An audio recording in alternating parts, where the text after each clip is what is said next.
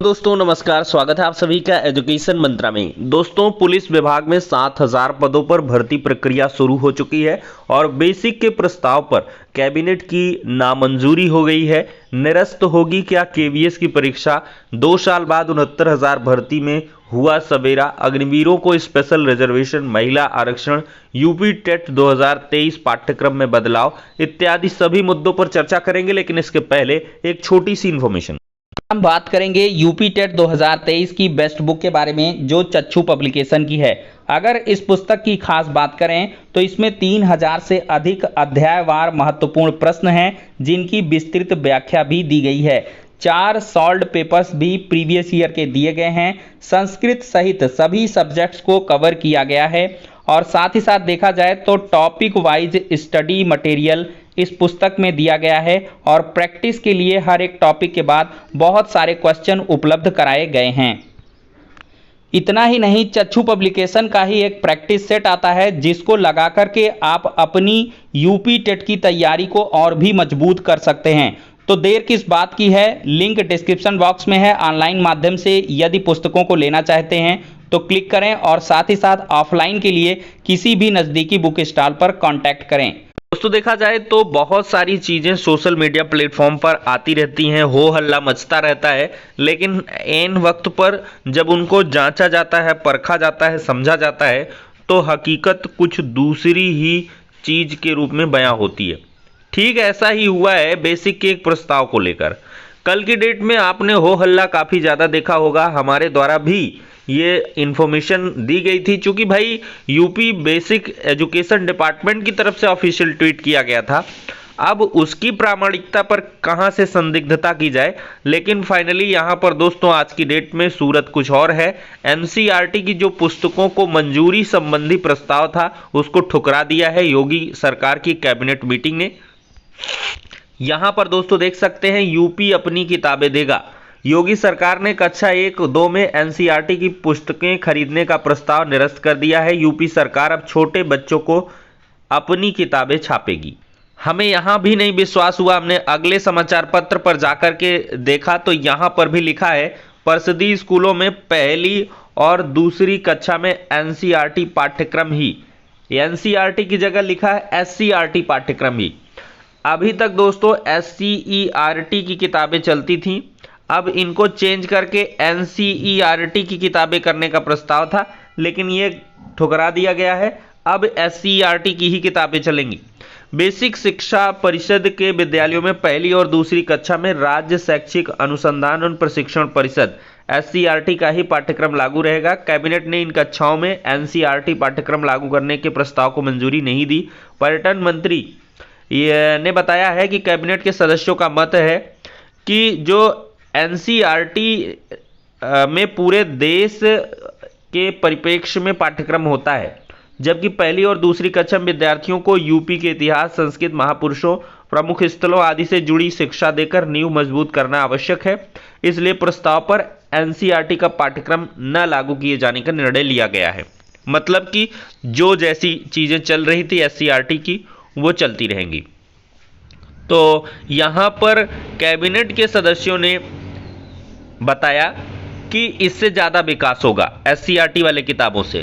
खैर, अब दोस्तों जो हो गया तो हो ही गया है, लेकिन आपका मत क्या है? क्या एनसीईआरटी की किताब होनी चाहिए या एससीईआरटी की किताब होनी चाहिए? क्या पूरे देश में यूनिफॉर्मिटी होनी चाहिए? स्पेशल यूपी का एक सेगमेंट होना चाहिए था, या कैसे क्या कुछ होना चाहिए था? ये अपनी प्रतिक्रिया अवश्य दें, क्योंकि कहीं ना कहीं आपको भी अध्ययन अध्यापन करना है आगे आने वाले समय में। दोस्तों देखा जाए तो अग्निवीरों को बीएसएफ की भर्ती में 10% रिजर्वेशन मिलेगा। केंद्र सरकार ने अग्निवीरों को लेकर बड़ी घोषणा कर दी है। अब बीएसएफ की भर्तियों में पूर्व अग्निवीरों को 10% आरक्षण मिलेगा। इसी के साथ ऊपरी आयु सीमा मानदंडों में 5 वर्ष तक की छूट की घोषणा की गई है। हालांकि आयु सीमा में छूट बैच पर निर्भर करेगी। दोस्तों देखा जाए तो नगर विकास मंत्री एके शर्मा बोले, अप्रैल और मई में हो सकते हैं चुनाव। निकाय चुनाव पर आयोग की सिफारिशों को मंजूरी दे दी गई है। तो मुख्यमंत्री योगी आदित्यनाथ की अध्यक्षता में हुई कैबिनेट की बैठक में शुक्रवार को स्थानीय निकाय चुनाव को लेकर पिछड़ा वर्ग कल्याण आयोग की आरक्षण संबंधी रिपोर्ट को मंजूर कर लिया गया है। सोमवार को यह रिपोर्ट सुप्रीम कोर्ट में रखी जाएगी। सुप्रीम कोर्ट में इस मामले में 11 अप्रैल को सुनवाई होनी है। सरकार ने फैसला किया है कि तय समय से पहले सुनवाई के लिए अदालत में अपील की जाए। माना जा रहा है कि निकाय चुनाव अप्रैल मई में कराए जा सकेंगे।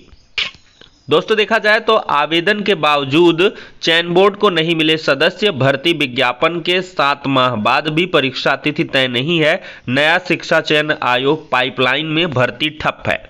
तो दोस्तों, बात हो रही है उत्तर प्रदेश शिक्षा सेवा चयन आयोग की। अशासकीय सहायता प्राप्त माध्यमिक विद्यालयों में टीजीटी पीजीटी के लिए 7 माह पहले ही आवेदन ले लिए गए थे। उत्तर प्रदेश माध्यमिक शिक्षा सेवा चयन बोर्ड ने टीजीटी पीजीटी के लिए 4163 पदों के लिए विज्ञापन जारी किया, लेकिन परीक्षा तिथि अब तक घोषित नहीं की। उधर बेसिक से लेकर उच्च शिक्षण संस्थानों तक में शिक्षकों की भर्ती के लिए नया आयोग शिक्षा सेवा चयन आयोग गठित करने के मुख्यमंत्री के निर्देश के बाद भर्ती प्रक्रिया ठप पड़ गई है। टीजीटी के 3539, पीजीटी के 624 पदों के लिए जून 2022 में विज्ञापन जारी कर मध्य जुलाई तक आवेदन लिए गए।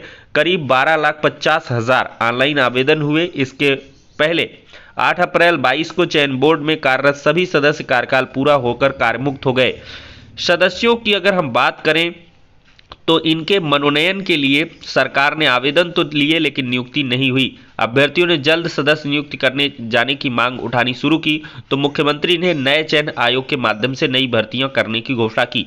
अभी नए चयन आयोग को लेकर यह स्पष्ट नहीं है कि वह कब तक अस्तित्व में आएगा और उसका मुख्यालय कहां होगा। इससे पहले 19 में भी इस आयोग के गठन की कवायद शुरू हुई। यह प्रश्न अभ्यर्थियों के बीच में इसलिए उठा है क्योंकि उच्च शिक्षा निदेशालय को प्रयागराज से लखनऊ स्थानांतरित करने का प्रस्ताव भेजे जाने का आदेश हुआ था, जो कि कर्मचारियों के विरोध और उत्तर प्रदेश उप मुख्यमंत्री केशव मौर्य के हस्तक्षेप के बाद स्थगित करना पड़ा। युवा मंच के संयोजक राजेश सचान और अनिल सिंह सीएम को पत्र भेजकर भर्ती और चयन आयोग के मुख्यालय से संबंध में स्थिति स्पष्ट करने की मांग कर चुके हैं, लेकिन आज तक कोई स्पष्टीकरण देखने के लिए नहीं मिला है। और देखा जाए दोस्तों तो ये बहुत ही निराशाजनक बात है कि अभी तक नए शिक्षा सेवा चयन आयोग को लेकर कोई आगे की प्रोसीडिंग जनमानस में नहीं दिख रही। अगर दोस्तों आप स्मार्टफोन, एसी और फ्रिज लेना चाहते हैं तो इनकी कीमतों में ज़बरदस्त जो गिरावट है वो देखने के लिए मिली है। 4,000 रुपये तक कीमत घट गई है। 3 साल में पहली बार सस्ते हुए हैं इलेक्ट्रॉनिक सामान। स्मार्टफोन 5 से 15% सस्ते मिल रहे हैं। फ्रिज 4,000 रुपये तक सस्ते मिल रहे हैं। तो जनवरी तक 25% तक महंगे थे ये, अब ये सस्ते हो गए हैं। तो कीमतों में 5 से 10% की जो कमी है वो देखने के लिए मिली है। गर्मी के मौसम में अमूमन महंगे होने वाले फ्रिज और एसी के साथ स्मार्टफोन इस बार सस्ते हो गए हैं। 3 साल में पहली बार ऐसा हुआ है। ये ऐसा इस वजह से हुआ है, सबकी जेबें खाली हैं। कोरोना के बाद से बेरोजगार हुए हैं, बेघर हुए हैं लोग, और साथ ही साथ रोजगार के लिए दर दर भटक रहे हैं। बेरोजगारी बढ़ रही है, रुपए किसी के पास है नहीं, तो स्मार्टफोन, फ्रिज, टीवी, DSLR कौन खरीदेगा। तो इसी वजह से इनको कीमतें घटानी होंगी। कीमतें घटा रहे हैं, फिर भी देखिए बढ़ती लागत के कारण इलेक्ट्रॉनिक्स कंपनियां 2-3 बार कीमतों में 4% तक बढ़ोतरी करती हैं, और इस बार कीमतें घटाई भी, लेकिन बिक्री नहीं है। यहाँ पर देखें, इसलिए इस समय काफ़ी सामान बिक्री के लिए पड़े हैं। तो अभी भी स्मार्टफोन की मांग तेज़ बढ़ी थी 2021 में कोरोना के बाद से, लेकिन अब मामला उतना चल नहीं रहा। दोस्तों, देखा जाए तो महिला आरक्षण के लिए 10 विपक्षी दलों का प्रदर्शन हुआ है। लंबित महिला आरक्षण विधेयक की मांग को लेकर भारतीय राष्ट्र समिति की नेता के कविता ने जंतर मंतर पर 10 विपक्षी दलों और 6 संगठनों के साथ शुक्रवार को सांकेतिक भूख हड़ताल की। संसद सत्र 13 मार्च से शुरू हो रहा है। प्रदर्शन दिल्ली आबकारी घोटाले में कविता के ईडी के समक्ष पेशी के एक दिन पहले किया गया। तो ये लोग जो है महिलाओं के आरक्षण के लिए प्रदर्शन कर रहे हैं।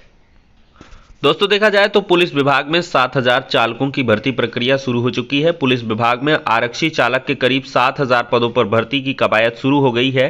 डीआईजी लॉजिस्टिक बालेंदु भूषण सिंह ने समस्त एडीजी जोन, कमिश्नर, पुलिस कप्तानों, पीएसी के सेना नायकों को पत्र लिखकर निर्धारित प्रारूप में इच्छुक आरक्षियों के नाम और ब्यौरे उपलब्ध कराने को कहा है। आवेदनों के परीक्षण के बाद चयनित आरक्षियों को प्रशिक्षण के लिए भेजा जाएगा।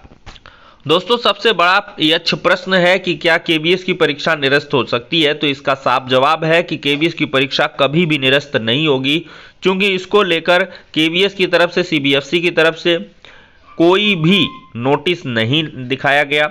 जहां कहीं भी कुछ गड़बड़ियां थीं तो उनके री एग्ज़ाम करवा लिए गए हैं। सर्वर को कुल मिलाकर सर्वर की वजह से हुआ है। बाकी एबनॉर्मेलिटीज़ को लेकर कोई ऐसा डिक्लेरेशन नहीं आया है। तो ये आस उम्मीद बिल्कुल छोड़ दें कि केवीएस की परीक्षा निरस्त होगी। ये हो चुकी है और ये अब पूरी होगी, और बहुत तेज़ी के साथ केवीएस इस परीक्षा को संपन्न कराया है। अब इसको बहुत जल्दी ही खत्म भी किया जाएगा, मतलब भर्ती प्रक्रिया को पूरा भी कर लिया जाएगा। बहुत जल्द आपका फाइनल रिजल्ट आएगा। फिर इसके बाद सेकेंड राउंड यानी कि इंटरव्यू और डेमो स्किल टेस्ट के लिए आप लोग जाओगे, और फिर इसके बाद जुलाई के पहले मुझे लगता है नियुक्तियां भी सुनिश्चित हो जाएंगी। दोस्तों, देखा जाए तो केवीएस के लिए आप इंटरव्यू की प्रिपरेशन करें, बाकी फर्जी चीज़ों में ना आए। और 2 साल बाद 69,000 भर्ती में हुआ सवेरा। तो दोस्तों, 69,000 शिक्षक भर्ती में एनओसी प्रकरण का मामला था। फाइनली कोर्ट के आदेश के बाद से अब इन सभी अभ्यर्थियों का जो विद्यालय आवंटन है वो किया जाएगा। तो इन सभी का विद्यालय आवंटन 14 मार्च 2023 को अपराह्न 2 बजे से किया जाएगा। ये 68,500 शिक्षक भर्ती के अभ्यर्थी थे। 69,000 में भी चयनित हुए थे, लेकिन इनको एनओसी नहीं दी जा रही थी। फाइनली अब इनको एनओसी दी गई है और ये छात्र जो है अपने अपने जिलों में ज्वाइन करेंगे। और अब दोस्तों देखा जाए तो 13 मार्च को आदेश आ जाएगा और 69,000 शिक्षक भर्ती में 6800 आरक्षण सूची का। अब देखते हैं किसको किसको 69,000 के अंदर जॉब मिलती है। दोस्तों, बात रही यूपी टेट 2023 के पाठ्यक्रम में बदलाव की, तो दोस्तों ये भी फर्जी बात ही है। ये सोशल मीडिया पर इस प्रकार से अभी भ्रामक खबरें चल रही हैं, लेकिन तय पाठ्यक्रम के अनुसार ही आप लोग तैयारी करें। जो भी यूपी टेट की प्रिपरेशन कर रहे हैं, इधर उधर की खबरों में ना आए। तो फिलहाल के लिए दोस्तों इस वीडियो में इतना ही। नेक्स्ट में मिलते हैं।